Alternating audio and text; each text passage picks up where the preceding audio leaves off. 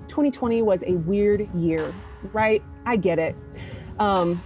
It was absolutely a weird year, and there were a lot of things that we couldn't have anticipated. However, it was coming off the heels of a multi-year trade war with China, right? This is not a brand new phenomenon that commodity prices had been depressed. It was in an election year. Hi, I'm Vance Crowe, a small business owner living in Central Illinois, and you're listening to the Vance Crowe Podcast. Welcome back to the podcast. I'm glad you're here. Today, I am talking with a very interesting woman. She moved with her agriculture background to Silicon Valley and now runs her own tech consulting firm that also does a bunch of heretical writing and very interesting stuff. Her name is Janette Barnard, and she's a longtime friend of mine, and we sat down for a very interesting conversation where we cover everything from synthetic meat to the value of being the person that is actually writing the articles to some of the challenges around the government support around agriculture and keeping farms afloat that maybe would have been sold otherwise. It's an interesting conversation and maybe a touch controversial for those of you in the ag industry. In another turn of events, I actually have had a new product that I've developed, something that I wanted to share with you. I've shared it with my email list, and if you've not signed up for that, I recommend. But I haven't talked about it on the podcast because we were kind of working out all the kinks. And that is that I am going to start offering private interviews. So people can hire me. You can go to my store.articulate.ventures, to do a 1-hour interview with a young person that you are caring for, maybe an adult or a grandparent, or maybe you have some ideas that you want to make sure are captured.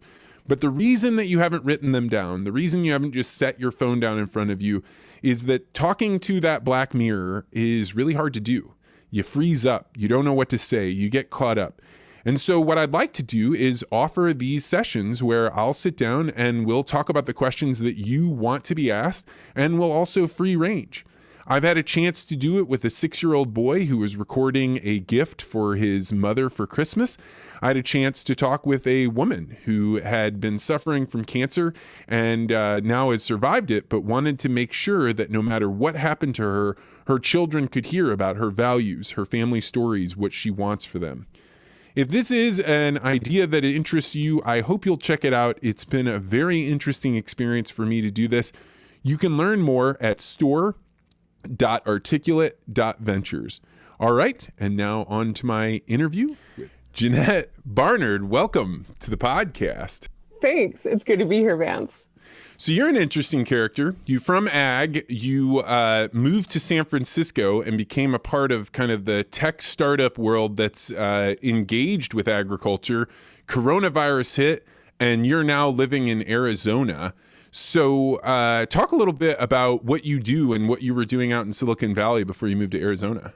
Yeah, absolutely. So sometimes I feel like I'm kind of straddling two different worlds, right? That of production ag, and this is actually a picture of the farm that I grew up on that's behind me on the background here in Southeast Arizona. But so yeah, the last couple of years prior to COVID, I had been in San Francisco leading commercial, so sales and marketing team for a venture-backed startup. And so scaling the team, we were selling a product that we were selling into meat processors, other segments of ag. And so as I was recruiting my team, it was actually really fun. I was recruiting some people that, that I knew from business school, from, kind of different phases of my career, but then also some people that I knew were also from ag and would be able to have that perspective going into our customers. But yeah, so was leading commercial for a venture-backed company, was doing that for a couple of years. And then I had left that company at the end of 2019 with the intent of, all right, I'm going to go figure out what the next company is that I want to start, and kind of fell into some consulting projects, just, pay the rent kind of thing as I was going along. And then COVID hit. And early March, I was like, I might need to get out of San Francisco. Had a 387 square foot apartment. And I was like, this lockdown thing probably will only last a little bit of time, but maybe I shouldn't be here while it happens. So thankfully I flew out on March 15th and San Francisco had shelter in place by March 16th. So kind of got out right in time. When you think about San Francisco and you imagine what it's like to be there right now, if you are, sheltering in place, what is it like versus what it was like just before the COVID hit? Yeah. So, I mean, I'll reference my apartment size as an indicator. So it's no issue to have a tiny apartment in San Francisco because you're never there, right? You're out and about. There's the thing about San Francisco is a lot of people are transplants, and there are a lot of people doing a lot of interesting things, and not just tech, right? There are a lot of people across a lot of segments. So, there's always something to do. You're always out and about. I would every afternoon walk down to the bay. Kind of that was my walk route. And so you don't really think about the fact that you only have 387 square feet. And so I just would contrast that with now, where offices aren't open, restaurants aren't really open. There's just not as much happening. All the reasons that you would live in the city, which is to connect with people, those just aren't really as relevant right now, right? So I'm obviously speaking from assumption, since I'm not there, but I would assume it's a very, very, very different place.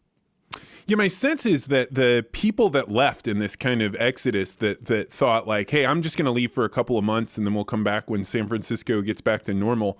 Mm-hmm. I wonder how many of those people will come back, or if it will be an actual generational shift, that the only people that will move into San Francisco in the future are people that were never there to begin with.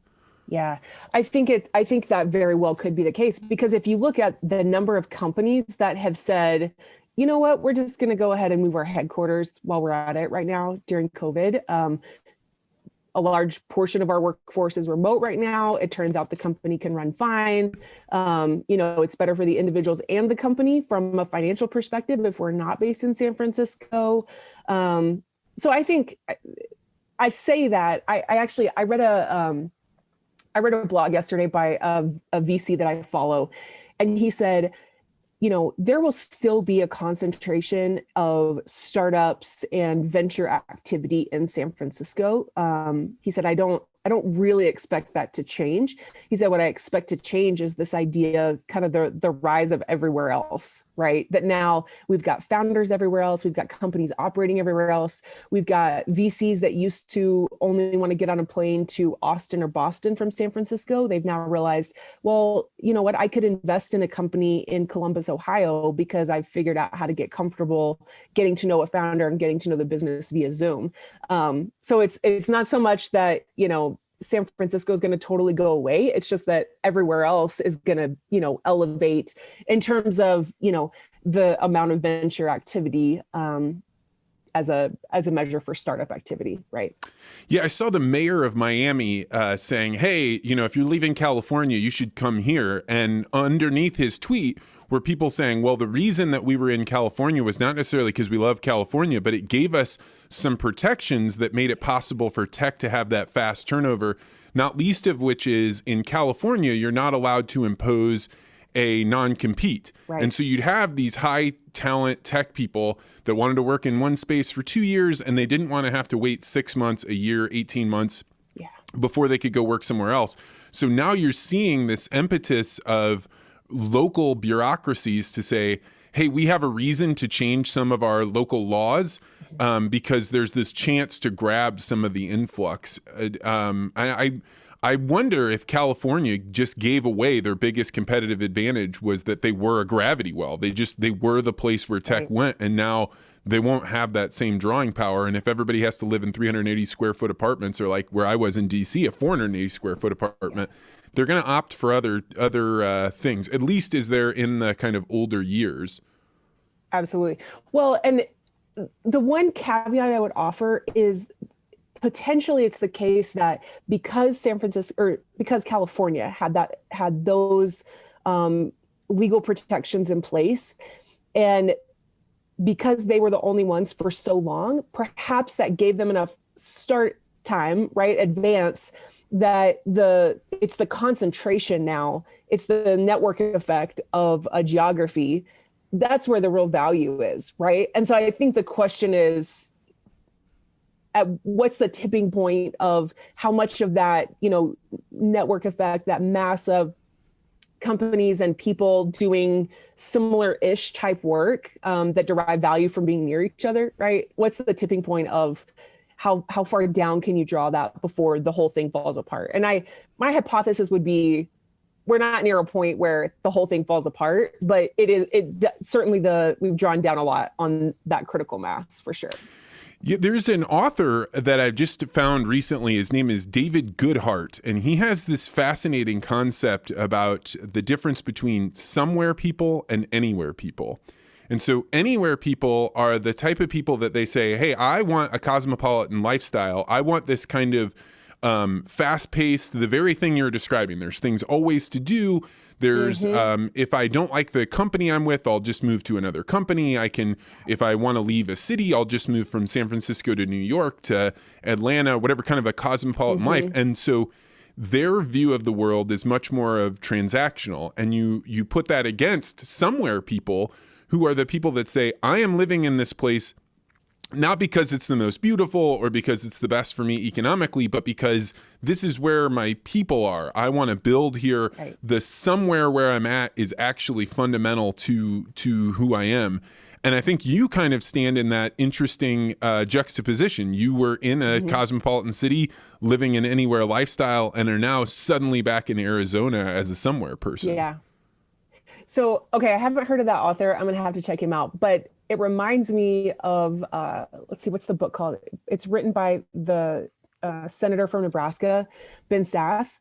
And I think the book is called Us Versus Them, Why We Hate Each Other. But that's kind of a core hypothesis of his, there's these buckets of people, exactly what you say, of those who are transitory, they have a transactional relationship with their city, whether it's DC or San Francisco or wherever, versus those that are the pillar of their communities as they have been for years and years and years. And the impact that makes on how people view politics even. So not that I want to talk about politics, but that's kind of the connection of where Ben Sasse takes it. But yes, that is another example of kind of these two worlds that I'm sometimes seem to be straddling a little bit. Yeah, and I'm struck by so I lived an anywhere life for most of my life. And in fact, when we moved to DC, I made a point of telling basically everybody that I encountered, yeah, we're just here for a little while because we're going to get out of here and go to somewhere else that is more important than this. And It was an interesting shift that happened in my brain because I remember when I would tell people, hey, I'm moving from Washington, D.C. to St. Louis, and we would have this whole conversation about feeling landlocked. And as a guy that was a deckhand on a ship, I was like, oh, I love the ocean. I need the ocean. But when I moved to St. Louis, I suddenly realized I lived in D.C. and New Jersey 10 minutes from the ocean, and I never went to see it. Never went. So my concept of being landlocked is just based on when I look at a map. It's not actually that. But I feel like that is a pervasive thought that occurs with people living on the coast, is that everywhere in the middle is landlocked and that they're somehow suffocating because they're not anywhere. Right. Well, and it's kind of funny because, so I grew up in Arizona and then I lived in I lived in DC for a period of time, lived in Indiana, then lived in Athens, Georgia, then lived in College Station, Texas, and then Dallas, Texas, before moving to San Francisco. And so I've never lived near the water, right? So living a half a mile from the water, that was a major novelty. But yeah, that idea of being landlocked, that's never, I mean, I grew up in Arizona, so I've never had any aspirations to live by water per se. But okay, let me ask you this though. So those time periods in your life or that time period where you were living an anywhere life, would you change that? Or would the person that's now kind of a somewhere person, would you go back and tell your 20-year-old anywhere self to do it differently? Or do you think that's just the benefit of that phase? Yeah, I think that in the past, people kind of had that kind of get out of this gravity well and go out and see what other gravity wells are about. But if you come back home, that's not necessarily a failure. And I think the one part about my mentality as a young person was that the people that have decided to be somewhere people, they are no less intelligent, they're no less driven, they're no less worldly. They're just different. They just chose pressures for something. And I think that that is, if I could go back and talk with my 20-year-old self, it would be like, you are definitely putting the fact that you are transactional and that you're willing to just move to all these places as somehow a moral virtue that doesn't actually exist. These are just what people are choosing to do, and there's no more or less moral. But I definitely had a sense that I was superior in some way because I had gotten out and seen things. Mm-hmm. Right. Man, I think that that's such an interesting point, but also going back to the idea of, okay, how does 2020 and everybody getting comfortable working remotely, how does that impact rural America? I would think that there are a lot of people that are living in cities for a certain job that still have ties to rural America that would be interested in, even if not moving back to exactly where they're from, moving back to small towns like where they're from, right? And to the extent that remote work enables that, and instead of being on a plane every week, now it's once a month or once every 2 months, and we can do everything else remotely. My hypothesis is that has a lot of potential to kind of revive small town America. I have this debate with some friends of mine who say, no, we've been hearing that for years and it hasn't really come to fruition. But obviously 2020 was a great accelerator along a lot of dimensions. So curious if that will be one of them. Yeah, I mean, so when I read David Goodhart's work on this, one of the thoughts that strikes me is that in the past, if you were an anywhere person, you were just in the city, and the people that are somewhere, people are somewhere else, like, you know, they've chosen a location. But that now the internet and the fact that we have phones allows us to spend most of our attention on anywhere subjects. Right. It's no easier or it's no more difficult to find out what's going on down the street with the people on your Facebook than they are to find out what the people from college did or these other people that are around somewhere else. And so that we have this weird gravity well that even though you could be living in rural America, you could be in El Paso, Illinois, but as soon as you're looking down at that phone and you're staring at the problems that are far away, you are in some way an anywhere person. Like those relationships that you have with the people online, you can mute them, you can block them, you can unfriend them, because all of those relationships become transactional. Whereas when you're in the community, you're going to church or you're going to the PTA, you can't treat people in that transactional way because you have to see them tomorrow or next week. And so there's some other dimension going on there that even if people were to move back to the city or to the small towns, I don't know that that would by virtue create them into being somewhere people. Mm-hmm. That is an interesting point. So a conversation that I have with a friend of mine in Idaho who in the last few years had moved back to his family's ranch. And he, his point was, look, I can still read The Economist. I can still read the New York Times and the Wall Street Journal and have this connection to what's happening in the bigger world, but also be here in this place. And so it's like there's a third category here for hybrid people, right? Who have elements of the somewhere and elements of the anywhere people, right?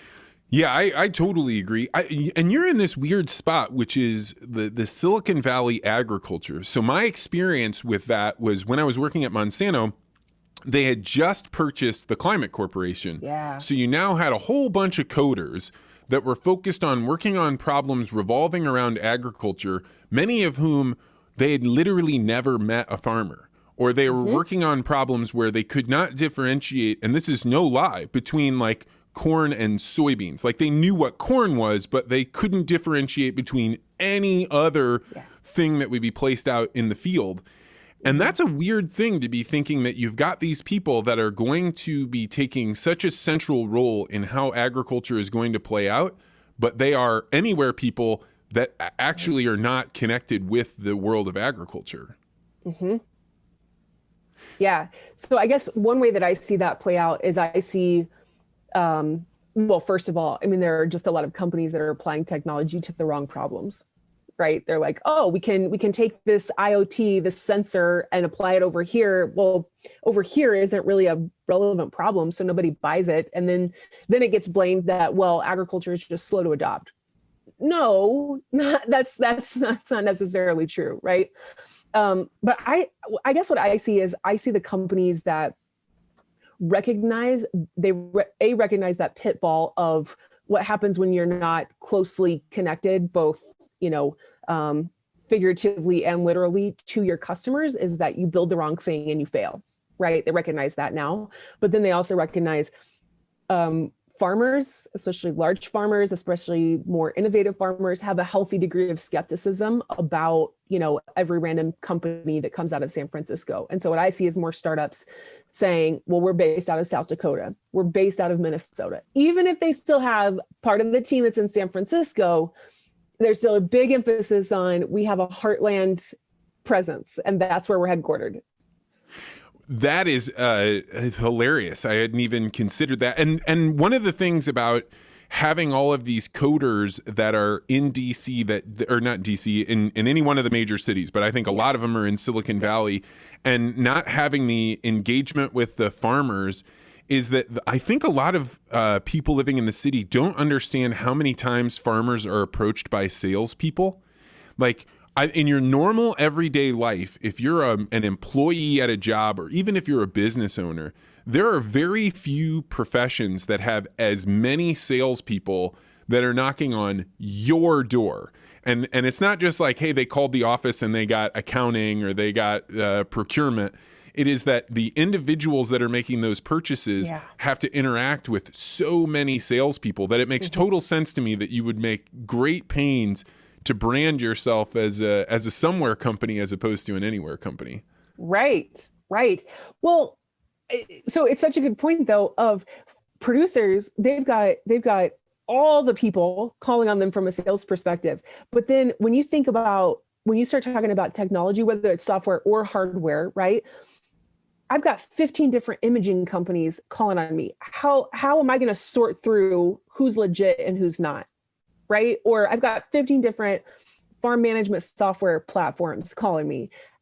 I don't know how to tell the difference. And so I think that's where it gets even, even messier. And I think that's where we've seen some companies that have a lot of venture capital. Some might say too much, kind of pour the gas on some sales efforts that maybe weren't super effective, maybe weren't super empathetic to their customer, right? Like, think of the number of farmers that you've probably heard that have said, XYZ companies they've got an inside sales rep that's calling me every day, right? And I don't have time for that. I've got 15 other bigger decisions that I've got to make. So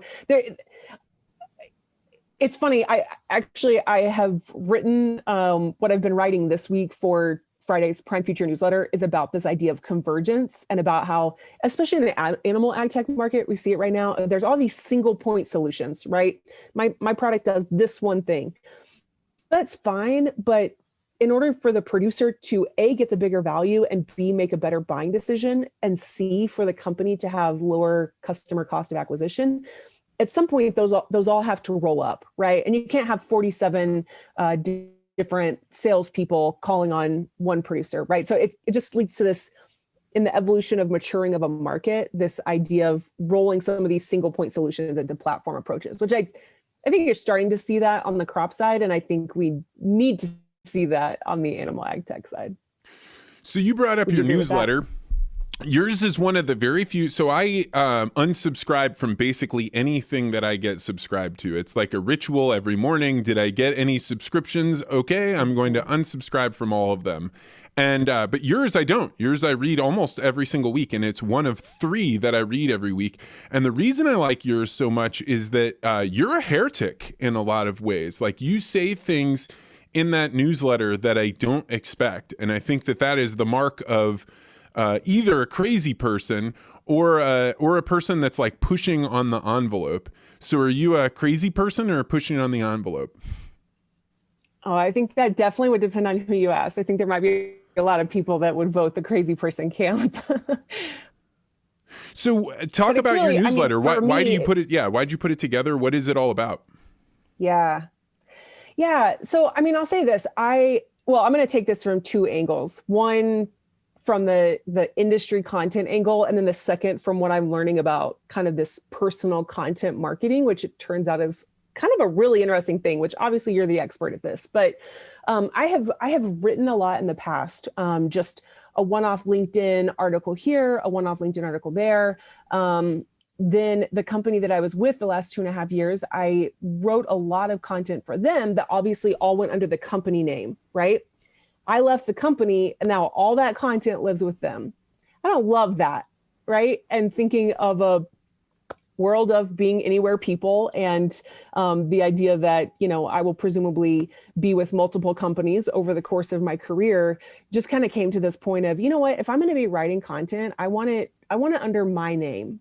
And maybe that sounds a little bit egotistical, but I think that there are, it's really about building relationships with people who want to talk about what you're talking about. So that was where it came down for me of starting the newsletter was the topics I want to talk about are animal ag and innovation. So specifically beef, pork, and dairy, what's happening, what needs to happen. And my interest was not just from a tech lens. My interest was more from the lens of like, what's happening in the bigger picture that's going to impact what technology we need, or that's going to impact technology adoption or things like this, right? The tech is interesting, but the tech is a means to an end of the bigger outcomes. So that's kind of my whole shtick, I guess. So I just started writing end of March. I call it my COVID project. And I've been really pleased with the response in terms of subscribers, and maybe it's people who just think I'm crazy, but.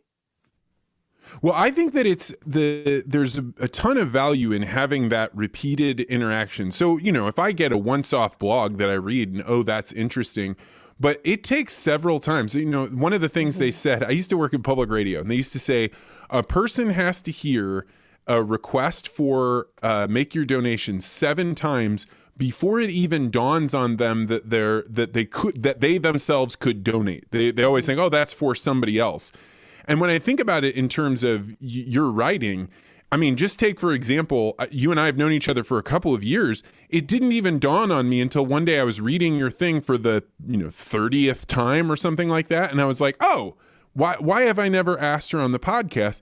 And it's one of those things that experience alone makes me realize just because somebody doesn't respond to something you're working on or something you've written the first 5, 10, 15, 20, it doesn't mean that they don't want it. It doesn't mean that you should feel discouraged. It just means like it maybe just didn't dawn on them. Right. Well, and the other thing about writing that I find is it forces me to flesh out my ideas. And sometimes that forcing mechanism comes after I've published a blog when, 5 people reply and they say, well, what about XYZ? And I'm like, well, either I didn't include XYZ for this reason, or I actually didn't think about XYZ. So there's just this really nice forcing function for me of clarifying my thoughts, of getting that out. I mean, I don't know what it's like for you releasing the podcast, but I still get butterflies in my stomach every time I hit send on a newsletter, even though I've been doing it for 35 weeks now. Just because you are putting your ideas out there, which inherently invites people to say that is a silly idea. But I think we need more people putting silly ideas out there, just to spark conversations than playing it safe and just texting the idea to their 2 friends, right? Well, I can't even think of any article that was written under the corporate name where somebody didn't put some skin in the game by saying this is an article by me that I've ever thought was all that valuable. I mean, occasionally there's some anonymous article that maybe has a bit of data that I wanted to see, but normally it's in the graph that they shared as opposed to the content of their ideas. Because when your ideas go from being these are my individual ideas that I want to propose for you to think about to these are the ideas of the corporation. Well, in the corporation, you're always going to have to water that down to the person with powers that has the minimum threshold for risk. And so for me, like, it totally makes sense to me, not only why a person would want to do that, but that if I'm reading something, I really only want to read something that has a byline. Mm-hmm. Yeah, that's it. Well, and I'm sure you appreciate that. You've lived that point through your career of who you've worked for. Oh, 100%. And frankly, like, if I'm being candid, the people that are communications people, that are writers or professional writers that have been doing it for 5 or 10 years, I don't actually care what they have to say. And a large part of it is because they never put themselves in that firing line where somebody says, no, your specific ideas were wrong, or I disagree with you specifically. Because if you hide behind that veil of the corporate protection and the anonymous thing, if you're not taking those shots, then you're actually not learning. And you could say, well, I posted that article and it got some comments in the bottom. Yeah, but it's a different thing when somebody is saying, Janette, your ideas are stupid, than it is like, oh, this company put out ideas that we don't agree with.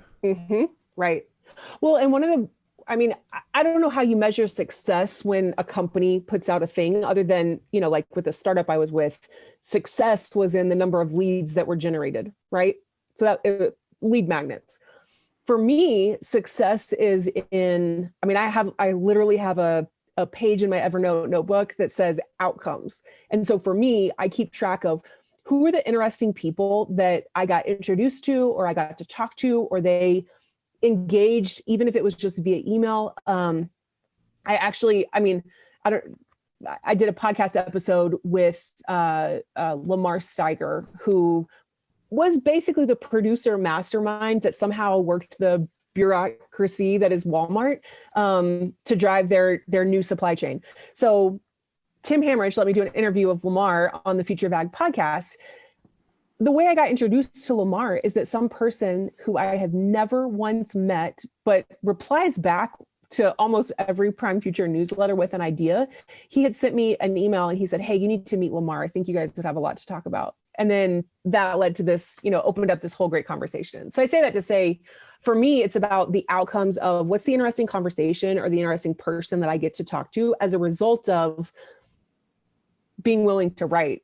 So, how do you think about it? And in terms of podcasts, right? It's got to be more than just the numbers. Yeah. If it is only the numbers, the problem is that it's just like a junkie, right? Like, so let's say you got 10,000 downloads, right? Then the next week, if you got, 5,000 downloads, you feel like I have just been a failure and nothing in my life is complete and I should just quit. So you do have to have those other things that are going on. And as I think about the momentum that corporate communications departments have, oftentimes they're like, hey, let's plan a calendar for what we're going to talk about in May of 2021. Right. And that's OK, because you're trying to organize a whole bunch of people. And, if you want to keep everybody busy, you've got to make sure everybody knows what you're doing. However, there is no possible way to know what is going to be an important subject that your people are going to demand to want to know more about. And if you're just doing it that way, your writing department is really no different than a billboard department, where all you're doing is going and like hanging up billboards and saying, download this information for the way you think, but we're not actually interested in that give and take. Right. Well, and think about all that's happened, even just within ag, right? Think about all that's happened in 2020 that if you had set out a year prior or even a quarter prior to build your content calendar, you would have been speaking to topics that made you sound so incredibly tone deaf that not only would your effect have been neutral to non-existent, it would have been negative because everybody would, you just wouldn't have resonated. And I think that actually happens a lot, even still, from corporate communications. Not to bag on corporate communications, but that's just the risk is you sound so tone deaf because you can't be relevant because you're not, operating on a timely enough manner, right? You're trying to get too far ahead of where the world moves. And as you're thinking about the time when you hit that send button where you were the most nervous to hit it, certainly like the early ones, right? But like, what's an idea that you put out into the world that you're like, I don't know about this one? Do you have one that comes to mind? Okay, I'm going to bring... I definitely have one that comes to mind. What's one thing I've realized is I never know what's going to resonate with people. So some of the things that I think are the most controversial, people are like, yeah, okay, yeah, I absolutely agree with that. That's not controversial. Why are we going to debate that? And then others that I think are the opposite, people want to debate them, right? Anyway, one that didn't get too much traction, but when we started to realize that 40% of farm income in 2020 was coming from the government. I wrote a blog called Bailouts Are a Band-Aid. And you want to talk about heretical, this is getting into some heretical space, right? I'm not saying that we don't need a safety net, right? And that it is, we don't need to have mechanisms in place to maintain some production here. That's not what I'm saying. My point is, bailouts are short term, right? That was why there needed to be two rounds of what was it, the CFAP program. There was 2 rounds of it, because once the first one was gone, it was gone, and those producers are now on to, okay, what's the next thing? My point is, why can't we in the US take a little bit longer term view, similar to what Australia has done, in terms of focusing on ag tech and innovation? And I know we do that you could argue that we do that through USDA research, through the extension service. You could argue that we do take a long-term view. I don't know that we really do. And I don't know that if you set expenditures of research and of long-term view initiatives out of the USDA budget next to subsidies out of the USDA budget, I don't know that those are going to come out exactly how we want them to. And again, I'm going to offer the caveat, 2020 was a weird year, right? I get it. It was absolutely a weird year, and there were a lot of things that we couldn't have anticipated. However, it was coming off the heels of a multi-year trade war with China, right? This is not a brand new phenomenon that commodity prices had been depressed. It was in an election year. Would we have seen those same levels of subsidies if it wasn't in an election year? Probably some people that are like turning off the podcast right about now. So sorry about that, Vance. But well, I mean, I think it's a good discussion to have. That is one of those things that I think ag likes to think of itself as, oh, we're open. We like have these free ranging discussions, but this is one that touches people pretty hard. One of the questions that I have for people when we talk about subsidies is, how do you expect new people to enter the ag space if the people that are there are always being floated? Or if in large part, the people that were about to fail got help from the government, so their business stayed on. And I know that the counterbalance to this is, well, right now the only people that are buying them up are big companies, right? They're the large ags that can farm thousands and thousands of acres. But one of the reasons that you get that is because there is so much land or money injected into the farm system, land prices go up that are separated from what does the land actually produce, and they become an annuity where you say, we know the government is going to give us X amount of dollars for this. And that sets up a system where you don't have failure, so you can't have regenerative growth in the waste of somebody that didn't quite make it. Right.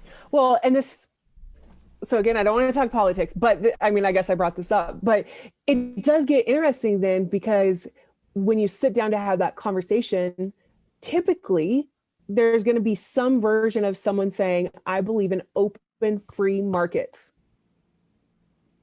right? Like that's going to be typically a cornerstone of that conversation. Okay, let's talk about that. How open, how free are these markets that we're talking about? And then the other element of it is, and for the producer that's still listening and hasn't completely turned us off right now, I mean, I think the other element is, I hear a lot of farmers that are at the same time applying for that CFAP check, which is fine, right? It's there to support, rock on, take it. I'm not criticizing that at all. But those people might be a little bit critical of a single mother applying for food stamps. Oh, I mean, right? You look at the budget lines. That's just a place where we got to be intellectually honest about this. Yeah, and if you look at the comparison of the size of checks that people are getting, the welfare mom, it's going to take her 30 years to collect that much from the government relative to what somebody might get for a single year.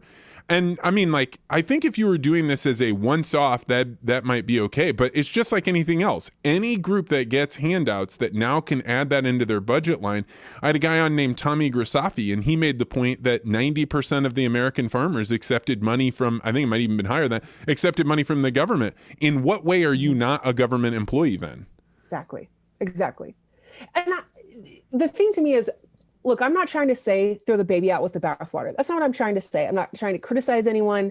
I'm just trying to say, I think there needs to be a pragmatic approach to this. And I think there needs to be a balancing of short-term objectives with long-term viability of the industry. And so from an innovation standpoint, what are we doing to foster more research, more innovation, whether that's, startup grants or what have you. I mean, I'm not saying you and I are on different poles but... here. You and I are in different poles here because I think the money that has gone from the government that goes to fund startups is like asking the DMV to find a race car driver. It's like, they're not actually designed for that. They're designed for some other purpose. And when they start making selections on how the market will behave or who we should fund, I think very, very few positive things have ever come out of that wouldn't have been figured out in an open market. So on the one hand, completely agree with you, right? And I think that therein lies the trap of, if we say we want the government to be in the business of fostering future innovation, that we need to have a lot of conversations about the role of government and how that's going to be administered and blah, blah, blah, right? So I'm with you on that. I'm just saying, if you look at 2020, the point is the government is very involved in agriculture already, full stop. We can talk about what we want the role of government to be, but the government is right squarely in the middle of the ag industry. So my point is just, let's spend some time thinking about short-term versus long-term wins and what that looks like. The other thing I would say, I think what I've kind of realized this year is that you talk about venture capital and the role of venture capital, right? So that's venture capital. It's the riskiest stage that you can invest in. It's the riskiest asset class. So you have expectations of outsized returns, right? Nothing new there. VCs invest, pre-revenue, pre-market traction. Sometimes VCs are investing pre-product, okay? I think you can make an argument, though, that perhaps sometimes the government does the riskiest investing in basic research, right? So think about like basic research and the number of innovations that have come from the Department of Defense, whether it's the internet or, satellite technology, GPS, all of these that came from basic research funded from the government. I'm not making any assessment of what we should do with that, where that should be allocated, whether we should scale that up or dial that back. I'm just making the observation that if you look at just tiers of risk capital and where it fits, when you think about that basic research that is funded by the government, truly that is the riskiest capital. But I think we can also say over the long horizon, it's paid off, right? I see your point, but I would say that in the role of the defense, when they're doing development of new technologies, it is because they have a very clear purpose, right? A government is formed first and foremost to protect the people from outside threats. And so that the defense spending is perfectly in line with what the government is designed to do. We need to be able to spy on other people, see during fog when nobody else can, when we're flying our jets, or we want to be able to shoot missiles a certain distance. And so I think there's a clarifying effect. Whereas when you're talking about agriculture, it's not as simple as we want to sell the most grain as humanly possible, because there's supply and demand, there's transportation, there's all these other things.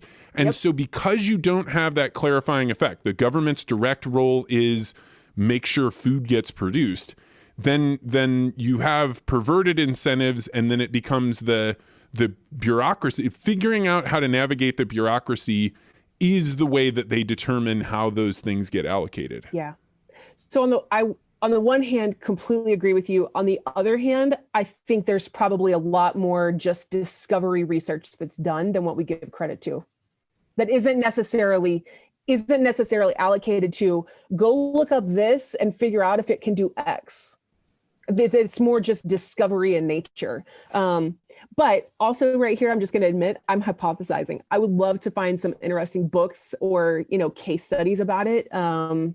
So Well, I'm a Mises kind of Austrian economics person, so you would have to like hit me over the head with like really compelling case to get me to change my point of view. But I am probably as illiterate in this area as you're describing, because I'm just like, in theory, this is the way things work. In theory is actually a great way to transition to a question I'm very interested in your thoughts on, which is the future of synthetic meat. So you come from a cattle ranch, you're a part of the whole ag system, and every once in a while, every couple of months, the idea that synthetic meat is going to come in and disrupt the supply chain is thrown out there, and then there's other people that say there's no chance, it'll never happen. What are your thoughts? First of all, what is synthetic meat, and where do you think its future potential is? Yeah. So I would just first of all draw the distinction, because I think sometimes there's some confusion of when we talk about the category of alternative meats, that includes the first category of plant-based, which is on the market, right? That's Beyond Meat, that's Impossible Foods, that's, your Kroger private label at this point, right? That's just plant-based protein. It's on the market. It is what it is. There's a lot of venture capital going behind that to brand and market that. But it is what it is. It's here. There's nothing technologically challenging about it. It's a consumer acceptance challenge that they have, right? Which they're marketing their way through. Then the second category, which is what you're talking about, of synthetic meats. So cell cultured meat that is grown in a lab. Advocates would say it's still meat because you are starting from animal cells, right? That is what you are growing this from. You are culturing this product. So it's kind of funny. A couple of years ago, I kind of bought into a lot of the hype, and especially being in San Francisco, I had bought into the hype in terms of like the inevitability of the category to be successful. And then I started talking with a couple of venture people at some of the processors, the meat processors, who have invested in some of these startups. And they were saying, look, we're investing in these companies. We're keeping this door open.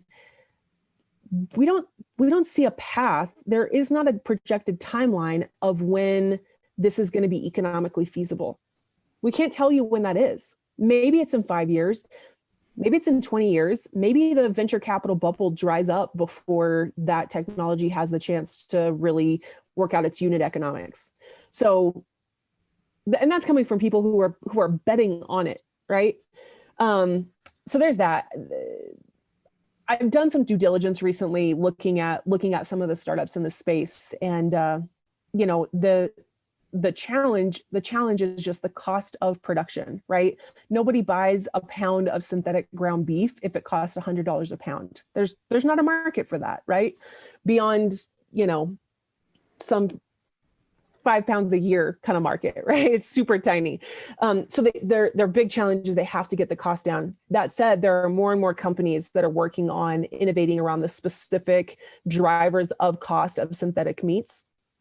And so potentially, that cost does come down. The other piece of it is that my hypothesis is there's a little bit of a venture capital bubble around synthetic meat. There is so much capital that has gone in. It is the generally accepted view that synthetic meat will disrupt the animal protein market. And so I just wonder if we're now trying to solve problems with money that money can't actually solve, because these are technology problems, right?